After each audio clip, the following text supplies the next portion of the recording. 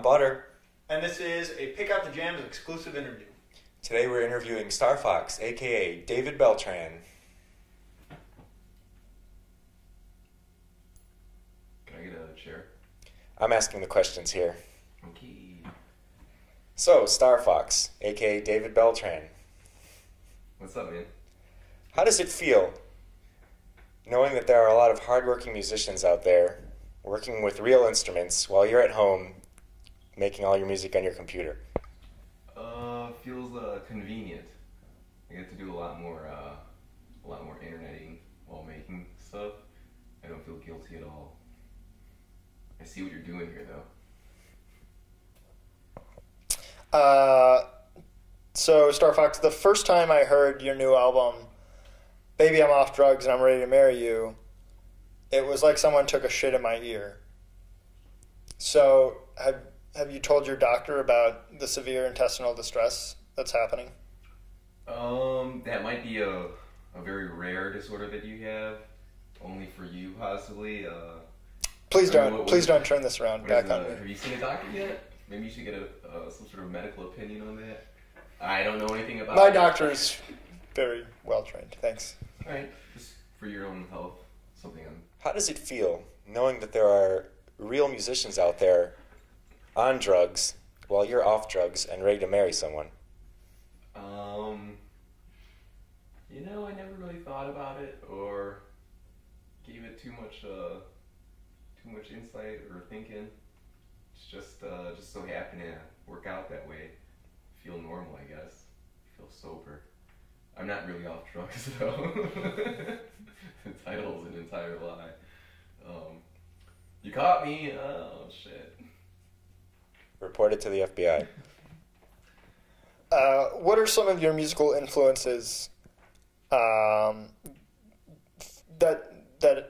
inspired you to make this album? Starting with what's his name, Skrully Vanilli, with Sonny Bono with half his head shaved, and ending with Daft Punk. Along the spectrum, who are your inspirations? I'll start running them off. Let's go with Disturbed. I'll go with Limp Bizkit. Let's say, who's that band that did that song? POD? Oh, there you go. Yeah, POD. That was a good one. Really, they actually had a huge influence on my EP before this one. I actually went back to it. I heard a lot of Limp Bizkit. And There's a couple songs. If you really listen to it, you could catch a sample here and there.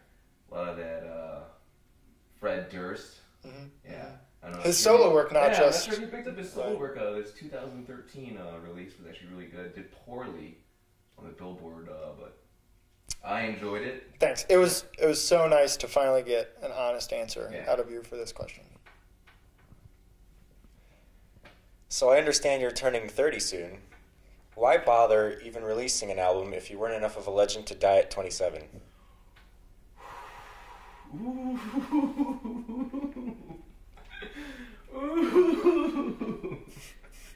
How do you know I'm turning 30? I'm actually just turned 24. I was born in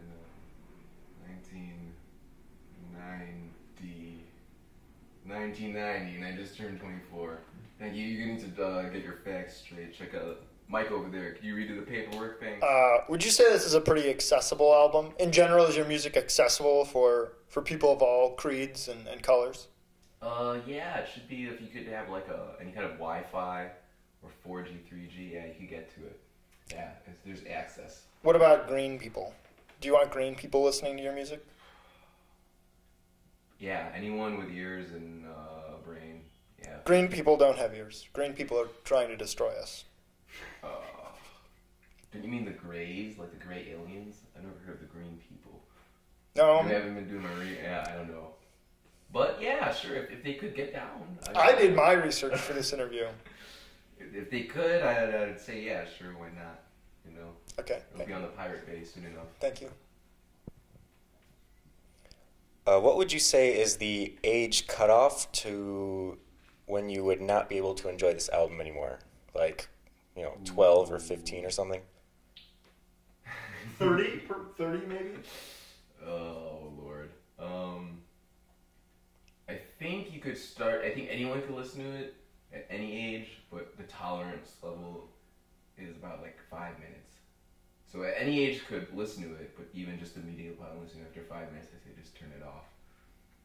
5-minute increments, turn it off. Give it another year, then start off where you left off. Yeah, I actually got so angry after 5 minutes, I smashed my computer. So Yeah. you owe me $500, by the way. Well, you got the advanced copy, so you didn't get the actual like linear notes on the inside of the tape, which says, warning, doctors recommend no longer than 4 to 5 minutes exposure. And that's why you're getting a lawsuit. I got good lawyers though, so it's okay. It'll work itself out. So this next one is a two-part question. The first part of my question is this your drink? Yeah. Okay. Thank you. Go ahead, have some. Mm-hmm. Do you put anything in there? No? Okay. So, Starfoxxx, would you say that you make music to turn children towards the devil, or just to turn them into atheists? I wasn't thinking too much about the children, and I think maybe in the next album I should think more about the children. I didn't think about the children this time, and that might be a fault that you caught, and I need to recognize that now and think about my future work. Yeah. I never thought about that, man. Hey, I was just wondering, what do you think about this shirt? I designed it myself. Really? It looks really cool. I see that it's got a Joy Division going on, and it's got like a Michael Jordan look going on. It's got the Jordan backwards. I think you could buy that shirt at Field Trip's big cartel. If you just Google Field Trip and you go to their store, you could buy the shirt and you could give Paul all the money. It's a really nice shirt. Congratulations on that. I hope it does well. Thanks, Dave. Yeah. Okay, so this one is my final question. Now, in a video format, this might not come through, but your name is Starfoxxx, actually spelled with 3 X's. Why didn't you go with another video game character name like Sonic the Hedgehog with 3 X's, or Lara Croft with 3 X's? Oh, Lord. I don't know. Okay, I thanks. didn't even think about that. Thanks. Very helpful answer. Yeah. Thank you. Okay, I also understand that you run a label called Field Trip, but you have a bunch of people under you running around like headless chickens, giving really lame video reviews and terrible interviews. How does that make you feel? Just terrible content. I think there's a very high ceiling. There's a lot of potential. I feel like we're the Chicago Bulls in 1987 before Scottie Pippen arrived. We look bad now, but with the right coach and maybe a few more draft picks and maybe a weakened Eastern Conference, we could get to the title. It's going to take 4 or 5 years. I mean, I see a lot of potential there. Are you saying you recently signed Phil Jackson as the coach of Field Trip? I'm saying that with a proper training, which we're looking at, and maybe getting people some gym memberships, maybe going back to school, getting the right equipment, getting some of our writers and some of our staff on maybe some sort of rehab to get them off the drugs. I think these kids could have something that we could work with, develop into something much more than just a hangout for burnouts, which is basically what it is right now. I understand. I know that's where you guys are going. I get it. I'm working on it. It's a 5-year plan. We're like only 3 months in. So your big business plan is to get all your babies off drugs. Mm-hmm. Don't you think that's a little bit of a shameless self-plug? I'm opening up a wellness center, a rehabilitation and wellness center next year.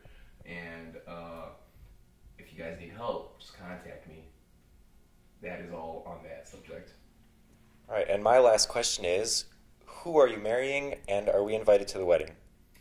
I am marrying, believe it or not, George from Jan, the drummer. We've been seeing each other now for 3 years. He is going through a sex change right now. He's getting gender correction. We're going through a rough time right now, and yeah, you guys should get the invite in about 2 months or so. We're planning it right now. We're really happy though. It was a great decision. All right, I'm very happy for you, Yeah, Thank you. and I hope the album goes well. thanks. Comes out August something. The 18th. If you say so. Yeah, I guess. Whatever. Soon, I believe. All right, see you there. Release. Yeah.